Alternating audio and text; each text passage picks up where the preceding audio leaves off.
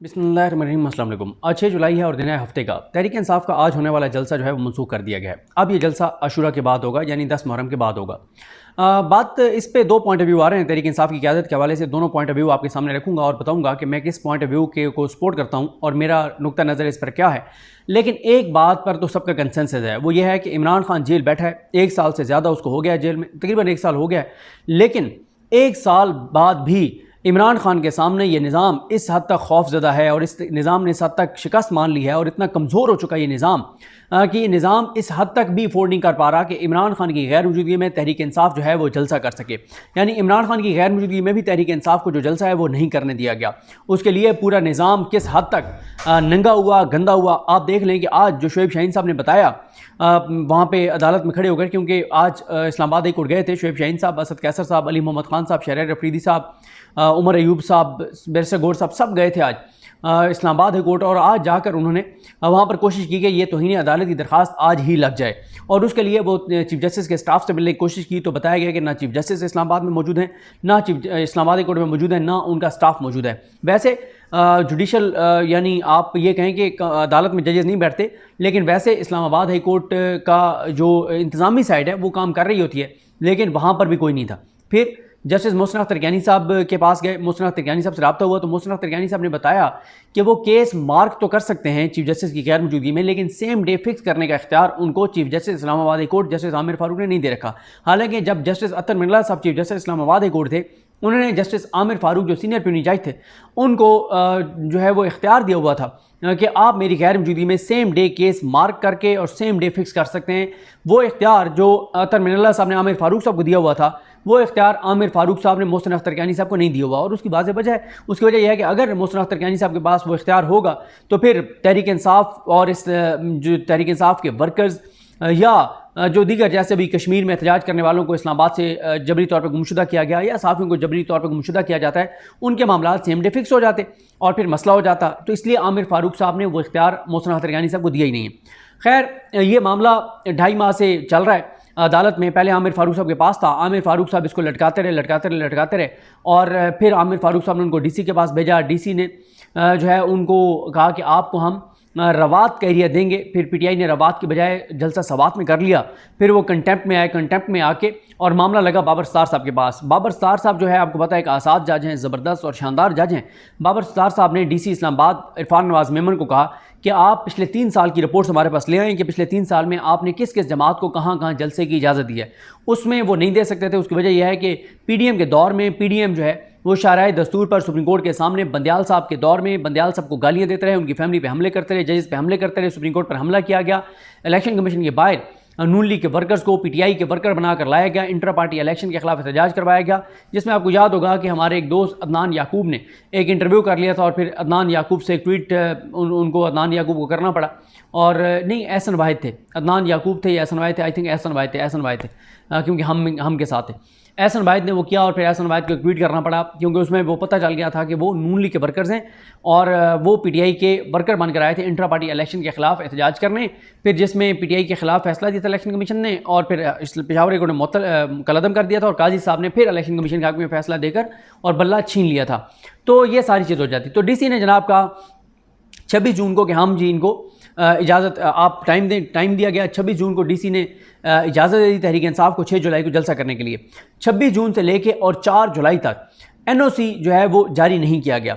NOC जब जारी नहीं किया गया तो 4 तारीख को समाअत थी। 4 जुलाई को जब समाअत के लिए आए तो उन्होंने कहा जी हम अभी इनको एनओसी दे देते हैं, हम अभी इनको एनओसी दे रहे हैं। पीटीआई को एनओसी दिया गया और पीटीआई को जो एनओसी दिया गया उसमें यह हुआ कि पीटीआई को एनओसी मिल गया। पीटीआई ने कहा ठीक है। अब हुआ ये कि उसके बाद अचानक कल रात को पीटीआई का जो एनओसी था वो जो डीसी ने दिया था वो कमिश्नर ने जो है उसको मुअत्तल कर दिया और कहा कि जी मुहर्रम का आगाज़ हो गया है और दहशतगर्दी का ख़तरा है, इमाम बारगाहों को भी सिक्योरिटी देनी है, इलाके के लोग आ गए हैं दरख्वास्त लेकर कि जी ये यहाँ पे गाने चलाएंगे, तराने चलाएंगे, नगमे चलाएंगे, साथ इमाम बारगाह है, मजहबी जज्बात को ठेस पहुँचेगा, हालात ख़राब हो सकते हैं, फिर असले की खेप पकड़ी गई है, ये हुआ वो बड़ा लंबा चौड़ा उन्होंने करके कर दिया। और फिर शोएब शाहीन साहब ने बताया कि रात 1:34 पर वो उनको जो एनओसी सस्पेंड करने का कमिश्नर का ऑर्डर है वो उनको भेजा गया।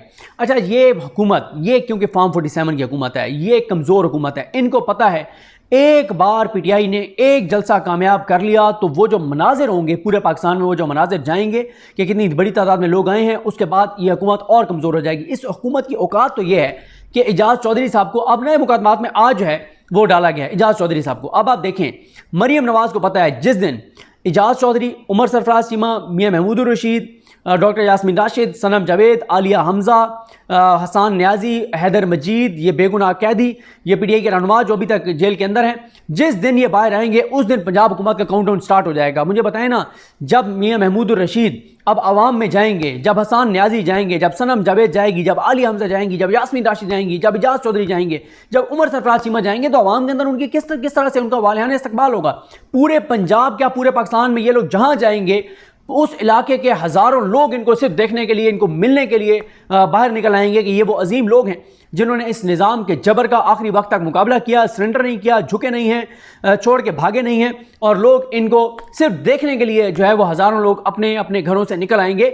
इसलिए मरियम नवाज़ को पता है कि जिस दिन ये बाहर आ गए उस दिन मेरी हुकूमत का खात्मे के दिन करीब आ जाएंगे, इसलिए उनको नहीं आने दिया जा रहा। आज भी देखें, इस पे तो कंसेंसस है सबका कि इमरान खान के सामने ये निज़ाम हार चुका है। अब ये आखिरी इनकी वो जो कहते हैं ना कि चिराग बुझने से पहले एक बार जो है उसकी ज़रा आग जो है वो भड़कती है, तेज़ होती है, और बुझने से पहले तो ये वो आखिरी एक आखिरी झटका है। तो ये निज़ाम किसी सूरत में नहीं चल सकता। अब आ जाएँ दूसरे इशू के ऊपर। तहरीक इंसाफ ने जो जलसा मनसूख किया, इस पर दो मौक़िफ़ हैं। अच्छा, पहले दूसरे मौक़े पे आ जाते हैं जिससे मैं इतफाक़ नहीं करता। हाँ, उसमें ये नहीं है कि वो उस मौक़े में दमखम नहीं है, उस मौक़े में दमखम है, और वो मौक़ा यह है कि जी तहरीक इंसाफ ने बिल्कुल ठीक किया। अदालत से एनओसी लिया था, अदालत से जो एनओसी मिला था वो अब मुअत्तल किया गया है। अब दोबारा अदालत में जाएंगे और जब भी हम जलसा करेंगे वो कानून के दायरा इख्तियार में रहकर करेंगे, कानून के मुताबिक करेंगे। अगर ये नहीं करेंगे पकड़ धकड़ होगी और केसेस बनेंगे, ये हो जाएगा, वो हो जाएगा, कोई और वाक़या हो जाएगा, और एक और 9 मई हो सकता है, और ये वो सारा कुछ। इस मौक़िफ़ में ऐसा नहीं है कि इसमें वज़न नहीं है, इसमें वज़न है, लेकिन मैं इस मौक़िफ़ से बिल्कुल इत्तफ़ाक़ नहीं करता। अच्छा, मैंने जो दीगर ट्वीट्स की, कुछ लोगों ने ये तनकीद की कि देखें जी सदीक जान भी वो जी फ़लाँ के कहने पे ये कर रहा है, फ़लाँ के कहने पे ये कर रहा है, और ये कर रहा है और वो कर रहा है, और किस एजेंडे पे कर रहा है। बिल्कुल आपका एक पॉइंट ऑफ व्यू है, मैं उसका एहतराम करता हूँ। आप कह सकते हैं कि मैं एजेंडे पे कर रहा हूँ, कोई मसला नहीं है, आप कहते रहें। मेरा पॉइंट ऑफ व्यू है, मैं ओपनली लोगों के सामने रख रहा हूँ, फैसला लोगों ने करना है। लोग अगर मुझसे खिलाफ करते हैं वेल एंड गुड, नहीं तो मेरा अपना एक पॉइंट ऑफ व्यू है, मैं आपके सामने रखूँगा। हाँ, तो दूसरा पॉइंट ऑफ व्यू था, मैंने बता दिया, उसमें दमखम है, ऐसा नहीं है कि नहीं है। अब आ जाए मेरा पॉइंट ऑफ व्यू इस पर क्या है। देखें, आप लाना चाहते हैं तब्दीली, आप लाना चाहते हैं इनकलाब, आप इमरान खान को रिहा करवाना चाहते हैं, और आप चाहते ये हैं कि मरियम नवाज़ और शहबाज शरीफ की ब्यूरोक्रेसी, करप्ट ब्यूरोक्रेसी, 2 नंबर लोग जो मकरू किस्म के किरदार हैं, ये जो ब्यूरोक्रेसी में बैठे हुए हैं, जिनको लगाया गया है 2-2 साल से, आप समझते हैं कि ये आपको एनओसी देंगे, ये आपको इजाज़त देंगे कि आप जलसा कर लें। यानी आप जिनके खिलाफ आपने इनकलाब लाना है, आपको वो लिख के देंगे कि हाँ हमारे खिलाफ इनकलाब ले आओ। ये तो बड़ी एक फजूल सी लॉजिक है, मैं इसे बिल्कुल इत्तफाक नहीं करता। दूसरी बात, मैंने बार बार कहता हूं, अगर कल रात मैं जलसे के मकाम पर ना गया होता तो मैं कभी भी सही एनालिसिस नहीं कर सकता था। अगर आप मुझसे पूछें, पीटीआई, हालांकि देखें पीटीआई ने 4 जगह मांगी थी। पहली पीटीआई ने मांगी थी, उन्होंने कहा था परेड ग्राउंड में, फिर उन्होंने कहा था कि हम एक उन्होंने कहा था F9 पार्क, एक कोई और जगह थी, और चौथी ये आखिरी जगह जो है उन्होंने तरनौल कही थी। चौथी जगह उनको दी गई थी तरनौल। मुझसे आप पूछें, पीटीआई को आइंदा भी तरनौल के मकाम पे जलसा करना चाहिए। मैं ये बात क्यों कर रहा हूं, मैं वहां जो देख के आया हूं उस जगह पे हजारों लोग तो पैदल इर्द गिर्द के लोग आ जाएंगे, इतने वहां पे लोग एक्साइटेड थे। वहां जो आम मजदूर, लेबर, वर्कर, जो बेचारे 300-300 रुपए दिहाड़ी पे काम करने वाले हैं, 500-500 रुपए दिहाड़ी पे काम करने वाले हैं, वो इतने एक्साइटेड थे कि यहाँ पे खान का जलसा हो रहा है। पता है खान नहीं आ रहा है, लेकिन हम जाएंगे। इतने ज़्यादा, और वहाँ इतने ज़्यादा रास्ते हैं कि उस जगह को 50,000, 20,000 में कह रहा था ना पुलिस वाले, आप 50,000 पुलिस भी लगा दें, वहाँ पे आप पीटीआई के जलसा नहीं रोक सकते, मुमकिन नहीं है। तो पीटीआई को वहीं पर जलसा करना चाहिए था। अब मेरा नुक्ता नज़र क्या है, उस जगह के ऊपर ना तो कोई ऐसा हसास मकाम था कि आप कहेंगे GHQ साथ है, फलां कोर कमांडर का घर साथ है, फलाना, तो लोग वहाँ पे चले जाएंगे, ऐसी तो कोई जगह नहीं थी, पहली बात। दूसरी बात यह है कि जब 9 मई हुआ था उस दिन पीटीआई के जो मेन जो लीडर्स थे वो एक तो उस तरह से सामने नहीं थे। दूसरी वजह यह भी थी कि लोग उस दिन इतने गुस्से में थे कि जो लोग थे उनको कुछ लोगों ने आगे से आके और लोगों ने कहा कि इधर चलो, और लोग चल पाए। ये मॉब की ये होती है, मॉब की यही साइकी है कि वो जो लोग आगे आए थे इधर चलो, वो आज लोग कहीं भी नजर नहीं आते, पता नहीं वो कहाँ चले गए। उनको तो आज तक किसी ने नहीं पकड़ा कि जो लोगों को वहाँ लेकर जाने वाले थे, जो पहले अंदर दाखिल होने वाले थे, वो उनका तो आज तक कोई पता नहीं है। और आज तक सीसीटीवी फुटेज भी सामने नहीं आ सकी कि सीसीटीवी फुटेज सामने आए कि कोई पता तो चले कि कौन से चेहरे थे, कौन से नहीं थे। आज तक कोई एक सीसीटीवी फुटेज 9 मई की किसी इमारत के सामने नहीं आई। अब मेरा पॉइंट ऑफ व्यू है कि पीटीआई को ये जलसा करना चाहिए था, पीटीआई को जलसा मनसूख नहीं करना चाहिए था। ज़्यादा से ज़्यादा क्या हो जाता, एक एफआईआर हो जाती, पकड़ दकड़ हो जाती। कितने दिन अंदर रहते आप, 1 दिन 2 दिन। आमिर मुगल को कितनी बार गिरफ्तार किया गया, परसों किया गया, आज हो गया ना रहा। ये बोगस केसेस हैं। पीटीआई को आज जलसा करना चाहिए था। पीटीआई के लोग, पीटीआई की क़यादत अगर ये समझती है, अगर वो ये समझते हैं कि हुकूमत की मर्जी से उनको जलसा करने दिया जाएगा, हुकूमत उनको लिख के दे दी जाएगी, लिख कर दे देगी, तो ऐसा नहीं है। दूसरी बात यह है कि माह रमज़ान से पहले से पीटीआई जलसा प्लान कर रही है। यानी आप देख लें कि कोई 3 माह गुजर गए हैं, एक जलसा नहीं कर सके आप, एक जलसा। आप फैसलाबाद में जलसा रखते हैं, आप 3 बार तारीख चेंज करते हैं और फिर आप उसको जो है मनसूख कर देते हैं। आप इस्लामाबाद में 4थी बार जलसे की तारीख दे रहे हैं और आप उसको मनसूख कर रहे हैं। एक बार पीटीआई को जलसा करना पड़ेगा। एक बार जब जलसा करेंगे और उसके मनाजिर जब सामने आएंगे, और जब उसके मनाजिर सामने आएंगे तो पूरे मुल्क में एक मोमेंटम बन जाएगा, लोगों की जान में जान आ जाएगी, पंजाब के लोगों को मैसेज चला जाएगा कि कुछ भी नहीं होता, हमें भी निकलना चाहिए। एक बार पीटीआई को जलसा करना पड़ेगा। और अगर पीटीआई ये समझती है कि डीसी और कमिश्नर उनको लिख के दे देंगे कि हाँ जलसा कर लो हमारे खिलाफ, क्योंकि देखें ये जितने डीसीज बैठे हुए हैं, ये जितने डीपीओस बैठे हुए हैं, जितने एसी बैठे हुए हैं, ये क्यों बैठे हुए हैं? मरियम नवाज की हुकूमत में, शहबाज शरीफ की हुकूमत में, मुझे बताएं कोई ईमानदार बंदा किसी ओहदे पे लग सकता है? नहीं लग सकता ना, बिल्कुल नहीं लग सकता। शायद कोई 1%, 2%, इनमें से कोई 3% हो जो ईमानदार हों, जो ओहदों पर बैठे हों, वरना तो ये करप्ट निज़ाम है, चोरी का निज़ाम है, डकैती का निज़ाम है, जुल्म का निज़ाम है, यजीदियत का निज़ाम है। इस निज़ाम में कोई अच्छा बंदा, अपराइट आदमी तो लग ही नहीं सकता किसी ओहदे पे। जब वो लग नहीं सकता तो इन ओहदों पर बैठे हुओं को भी पता है कि जिस दिन इस मुल्क के अंदर तब्दीली आएगी, सबसे पहले हमारे खिलाफ कार्रवाइयाँ होंगी, सबसे पहले कानून की पकड़ में हम आएंगे, सबसे पहले जेलों में हम जाएंगे। वो करने देंगे पीटीआई को जल्द से? कभी भी नहीं करने देंगे। लिहाजा पीटीआई को एक बार करना पड़ेगा। अब मुझे एक और बात बताएं कि ये परसों अगवा हुए रिजवान मलिक, पीटीआई के जो थे, परसों हुए, कल हुए, आप मुझे कल हुए, आई थिंक कल रिजवान मलिक अगवा हुए। रिजवान मलिक जिनके बारे में ज़ुबैर अली खान ने दुरुस्त ट्वीट किया कि सारे एंकर उनको फ़ोन करते थे कि हमें पीटीआई का अच्छा गेस्ट दे दो, किसी एक एंकर ने उसके लिए आवाज़ नहीं उठाई। कल ही इनको पिटीशन दायर नहीं करनी चाहिए थी? क्या कल ही इनको इस्लामाबाद हाई कोर्ट में जाके नहीं कहना चाहिए था कि पिटीशन जो है वो कल ही शाम रात को अदालत खोलें और उसको सुने? उससे दबाव बढ़ जाता, नहीं किया। आज जब मैं ये वीडियो रिकॉर्ड कर रहा हूं, मैंने ट्वीट भी किया कि बताएं अभी तक इन्होंने कोई पिटीशन दायर नहीं की। क्या अब इसमें हम तनकीद करें तो इसका क्या मतलब है कि हम किसी एजेंडे पे काम कर रहे हैं? मतलब हम ये कह रहे हैं कि पीटीआई के रिजवान मलिक को और उसके भाई को, जो इमरान खान का वफादार सिपाही है, जो इमरान खान का वफादार खिलाड़ी है, जिसकी बड़ी कंट्रीब्यूशन है, जो इंतहाई शरीफ आदमी है, जो बड़ा ज़बरदस्त बंदा है, जो बड़ा मुखलिस है पार्टी के साथ, जिसने डिलीवर किया पार्टी। आप लोग नहीं जानते, आप मीडिया, आप जो लोग हैं ना सोशल मीडिया पे देखते हैं, हमें सुनते हैं, या आप नहीं जानते, हम जानते हैं कि उसका क्या किरदार है इस पीटीआई की पूरी मूवमेंट में, रिजवान मलिक की और सिबगत विर्क की। हमें पता है, जो मीडिया को बैठ के चला रहे हैं। आप मुझे बताएं, उसको अगवा किया गया, इस लम्हे तक पीटीआई ने पिटीशन नहीं दायर की उसके लिए। ये पीटीआई वाले जो हैं, अगर कल रात को अदालत चले जाते, खोलो अदालत अभी सुनो, तो प्रेशर बन जाता। आज सुबह सुबह 50-100 बंदे जाके उसकी पिटीशन दायर कर देते, एक वजन पड़ जाता। आज जाके 100 पीटीआई के लोग अदालत के बाहर बैठ जाते कि भाई अदालत खोलो, आज तुम्हें खोलनी पड़ेगी अदालत, रिजवान मलिक को बाजियाब करवाओ, एक प्रेशर बन जाता। अजहर मिशवानी के भाई जो अगवा हुए हैं, 1 माह से ज्यादा हो गए, आज तक कितने पीटीआई के एमएनएस एमपीएस उस हेयरिंग में गए जो अजहर मिशवानी के भाई के लिए होती है? खुद अजहर मिशवानी वहां से बैठ के और बाहर से बैठ के जंग लड़ रहा है, और अजहर मिशवानी अपने जाती तल्लुकात की बेस पे उसने चंद वकला को रिक्वेस्ट की और वो जाके और उन्होंने केस किया। पार्टी तो उसके साथ खड़ी नहीं है अजहर मिशवानी के साथ। मुझे बताया ना, कितने एक पार्टी ने जाके और इस्लामाबाद लाहौर हाई कोर्ट के बाहर जाके प्रोटेस्ट किए हैं, या कमरे अदालत में कितने एमएनएस और एमपीएस गए? नहीं गए। अब लिस्ट बना के मुझे दे दें कि अजहर मिशवानी के भाई की मामले पर या शहबाज गिल के भाई के मामले पर जितनी हेयरिंग्स हुई हैं लाहौर हाई कोर्ट में, कितने एमपीएस पीटीआई के वहां पर थे? मुझे लिस्ट बना के दे दें। क्या इस पे जब हम तनकीद करते हैं उसका मतलब हम एजेंडे पे कहते हैं आप? मुझे कोई मसला नहीं है, मैं तो अभी एक बार नहीं 50 बार ये तनकीद करूंगा कि अजहर मिशवानी को आपने अकेला छोड़ दिया है, अजहर मिशवानी को पार्टी ने अकेला छोड़ दिया है। मैं आज भी, इमरान खान साहब 3 बार कह चुके हैं कि अजहर मिशवानी के लिए, के भाइयों के लिए तुमने क्या किया? क्या किया इन्होंने? क्या 184(3) की इन्होंने पिटीशन डाली है सुप्रीम कोर्ट में?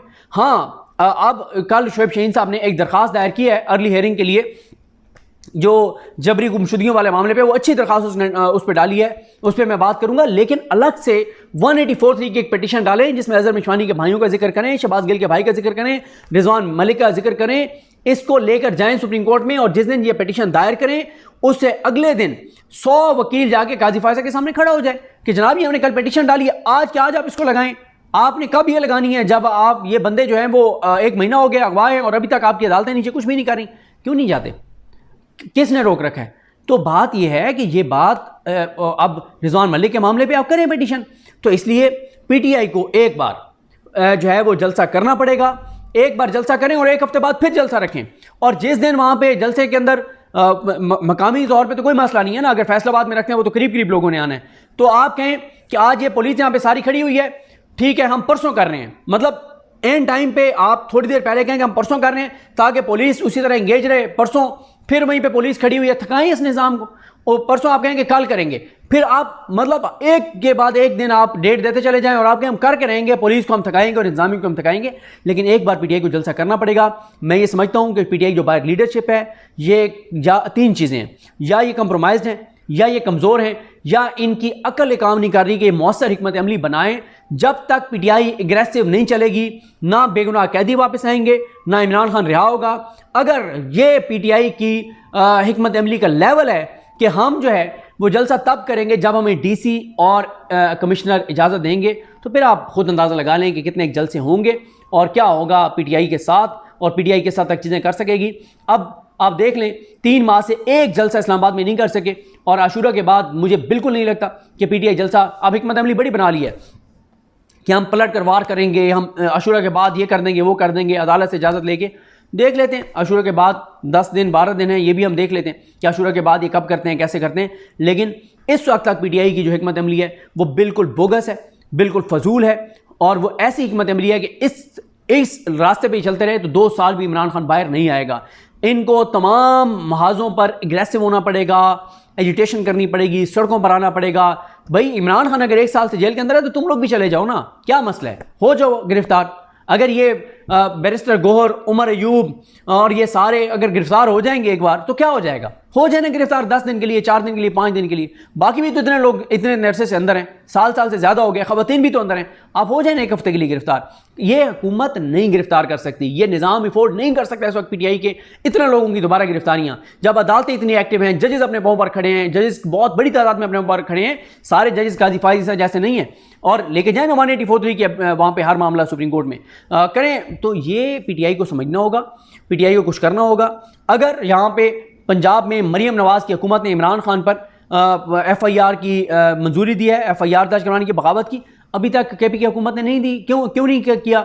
10 लोगों पे देना मंजूरी, रोज़ एक बंदे के, एक दिन बैठे कहें आज नवाज शरीफ पे मंजूरी दे दी है FIR की, दूसरे दिन मरियम नवाज़ पे, तीसरे दिन ख्वाजा आसिफ पे, अगले दिन उस पे, अगले दिन उस पे, रोज़ देना एक बंदे की। और ये तय करें कि अगर एक इमरान खान पर मरियम नवाज़ की हुकूमत FIR करेगी, KP की हुकूमत 10 FIR करेगी पूरे शरीफ खानदान पर, ऐसे इमरान खान बाहर आएगा। ऐसे इमरान खान बाहर नहीं आएगा कि हाथ पे हाथ आप रख के बैठे रहें और आप कहें कि जी हम बड़े अच्छे बच्चे हैं, हम कानून को फॉलो करेंगे, हम कानून पे चलने वाले हैं। तो फिर चलें कानून पे, फिर कानून के मुताबिक तो दफ़ा 144 उन्होंने लगा दिया है चेलम तक, उन्होंने चेलम तक कहा है, यानी अगले 40 से 45 दिन इस्लामाबाद रावलपिंडी में कोई जलसा जुलूस नहीं हो सकता। तो फिर कानून पे करें ना अमल। आप कहें फिर ठीक है, आप कहेंगे हम 1.5 महीने कोई जलसा नहीं कर रहे, बात खत्म हो गई, तो चैप्टर क्लोज है। तो इसलिए इस तरह से नहीं चल सकता जिस तरह से पीटीआई की बाहर लीडरशिप ये सारा कुछ कर रही है। ये मेरा पॉइंट ऑफ व्यू है, आप इससे इख्तिलाफ कर सकते हैं। आप जो दूसरा पॉइंट ऑफ व्यू है जिसमें आप कहते हैं कि बड़ी गिरफ्तारियाँ हो जाती, कोई तसादुम हो जाता, ये हो जाता, वो हो जाता, या खुदा न खास्ता कोई दहशतगर्दी का हुकूमत वाक़या करवा देती, वो आपका एक पॉइंट ऑफ व्यू है। मेरा ये पॉइंट ऑफ व्यू है जो मैंने आपके सामने रख दिया। जिसने इससे इत्तफाक करना है उससे इत्तफाक करे, जिसने इख्तिलाफ रखना है उसका इख्तिलाफ सर आँखों पर। और यही जमहूरी तरीका होता है कि जहाँ पे लोग हमसे बहुत सी चीज़ों में इत्तफाक करते हैं वहीं पे कुछ चीज़ों में इख्तिलाफ भी कर सकते हैं। जब इख्तिलाफ करते हैं तो हम सोचते हैं पढ़ के यार कहीं ये बंदा ठीक तो नहीं कह रहा, और अगर गलती हो तो उस बंदा तस्लीम भी कर लेता है कि हाँ यार मैंने ये कमेंट्स पढ़े हैं और मैंने सोचा है कि हाँ यार ये इसमें दम खाम है, लेकिन मैं नहीं समझता इस मौका में मेरे नज़दीक दम खाम नहीं है, आपके नज़दीक बहुत दम खाम होगा। मैंने अपना मौका आपके सामने रख दिया। मुझे अपने दुआ में याद रखिए। अलग हम सबका हामी नासरू। अल्लाह हाफ़िज़।